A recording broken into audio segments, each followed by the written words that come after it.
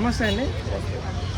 June 14 తారీఖున KA Pawan కళ్యాణ్ని పిలవడం జరిగింది. దీనిపై మీరేమంటారు? ఓకే, కేఏ పాలే కాదు, ఎవరైనా ఆహ్వానించడం తప్పలేదు. దీని విషయంలో ఒప్పుకుంటాం. అది పవన్ కళ్యాణ్ గారి విషయం, స్పందించేది. ఇచ్చిన వాగ్దానాలు ప్రజలు నిలదీస్తుంటే అవి మానేసి ఈ గొడవలు ఎందుకు, ప్రాంతాల మధ్య చిచ్చు పెట్టడం న్యాయమా అని అంటున్నారు కేఏ పాల్ గారు. మీరేమంటారు? ఇది చాలా రాంగ్. కేఏ పాల్ ఏదో ఫస్ట్ అంటే బాగానే అడిగావు, కానీ అది వేరే విషయం. ఆహ్వానం అంటే ఆయన రావాలా వద్దా అది వేరే ఉంటుంది. ఈ రెండు ప్రాంతాల మధ్య ఆయన ఏమైనా చిచ్చు పెట్టాడా? ఆయన చిచ్చు పెట్టాడా? చిచ్చు పెట్టింది ఎవడు?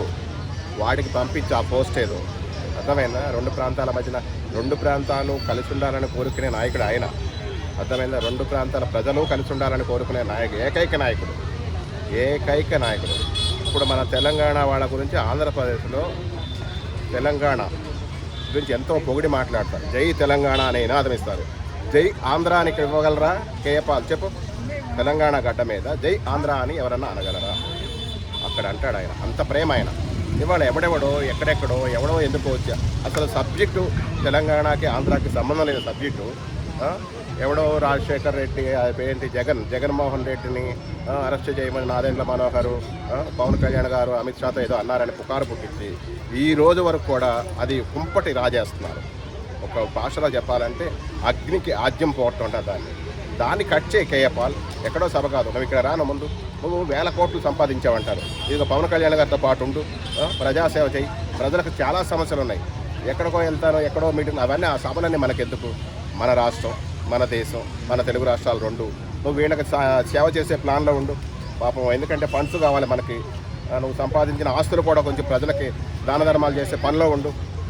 ఏం పని రా మీరు? మీకేం పని లేదా? పవన్ కళ్యాణ్ కెలికేస్తే మీరు ఎక్కడికో వెళ్ళిపోతారు ఒక రేంజ్కి. మీరు పబ్లిక్లోకి ఫామ్లోకి వచ్చేస్తారు. ఇదే కదా మీ కర్తవ్యం. ఆడు వీడి పేరు ప్రకాష్ రాజు గాడు, వీడు రామ్ గోపాల్ వర్మ గాడు, ఇంకేం ఎవరు లేరురా మీకు. మీరు అందరూ ఏంటో ఎందుకు చేస్తున్నారు ఇవన్నీ మాకు తెలుసు. అరే హిందూ దేశంలో హిందూ మతం గురించి, సనాతన ధర్మం గురించి, దేశభక్తి గురించి ఏం మాట్లాడకూడదు ఎవరు. చాలామంది సెలబ్రిటీలకు చెప్తున్నా నేను, పవన్ కళ్యాణ్ గారిని ఈ చిల్లర నా కొడుకులు అందరూ కూడా సారీ మీడియా ముందు బూట్లు మాట్లాడకూడదు. ఈ చిల్లరగాళ్ళు అంటే మంచివాళ్ళు నేను ఏం అంటలా, చిల్లరగాళ్ళనే అంటున్నా. వీళ్ళందరూ ఇలా మాట్లాడుతుంటే ఆయన ఒక్కడిని టార్గెట్ చేస్తుంటే మీరు అందరూ ఏం చేస్తున్నారు అసలు? ఇది మన దేశమేనా? పరాయి దేశమా?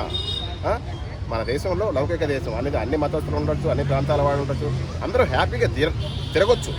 కానీ ఒక వ్యక్తిని టార్గెట్ చేయటం కరెక్ట్ కాదు, అది మంచిది కాదని నేను చాలాసార్లు చెప్తాం జరుగుతుంది. ఇప్పుడు ఆయన ఉన్నాడు, ఎన్ని చేస్తున్నారు? ఇవాళ ఒకప్పుడు ఆంధ్రప్రదేశ్ ఎంత ఘోరమైన పరిస్థితిలో ఉండేది. రోడ్లు ఉండే కాదు. ఇవాళ ఆంధ్రప్రదేశ్లో అడవి ప్రాంతాలకు రోడ్లు ఉండే కాదు. రోడ్లు వేస్తున్నారా లేదా? కరెంట్లు వేస్తున్నారా లేదా? నీళ్లు వాటర్ ఇస్తున్నాడా లేదా? నిజంగా సాక్ష్యం కావాలి. సోషల్ మీడియా ఉంది.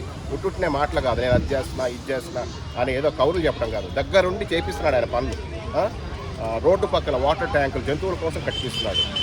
కేఏ పాల్ కానీ ప్రకాష్ రాజు కానీ రామ్ గోపాల్ వర్మ, పవన్ కళ్యాణ్ గారిని విమర్శించే ప్రతి ఒక్కడికి చెప్తా, ఆయనలాగా ఎప్పుడైనా ఎవడైనా పనిచేశాడా? ఆయనలాగా మంత్రి పోస్టులో ఉండి 3-4 పోస్టులు ఉండి ఒరే ఇంకా మీకు సాక్ష్యం ఏం కావాలరా? 13,000 చిల్లరి పంచాయతీలను ఒకే టైంలో అభివృద్ధి కార్యక్రమాలకు శంకుస్థాపన చేసి స్టార్ట్ చేసిన ఒకే ఏకైక వ్యక్తి ప్రపంచమే ఆయనకు అవార్డు ఇచ్చింది. అలాగే భారతదేశమే 6 అవార్డులు ఇచ్చింది. ఎందుకంటే దగ్గరుండి పనులు చేయించడం, జకా పనులు చేసి చూపించడం వల్ల. అంతటి పేరు ఎవరికైనా ఉందా? ఎవడన్నా సంపాదించాడా? అది తెలుసుకోండి. మీరు ఎన్ని కోట్లున్నా సేవ చేయండి, మీకు కూడా పేరు వస్తుంది. ఇప్పుడు పవన్ కళ్యాణ్ గారి పేరు ఎందుకు వచ్చింది? కొంత మంచోడికి శత్రువులు ఎక్కువ ఉంటారు. అలాగే పవన్ కళ్యాణ్ గారికి శత్రువులు ఎక్కువ. నో ప్రాబ్లం, శత్రువులతో ఆయన ఏమీ పట్టించుకోడు.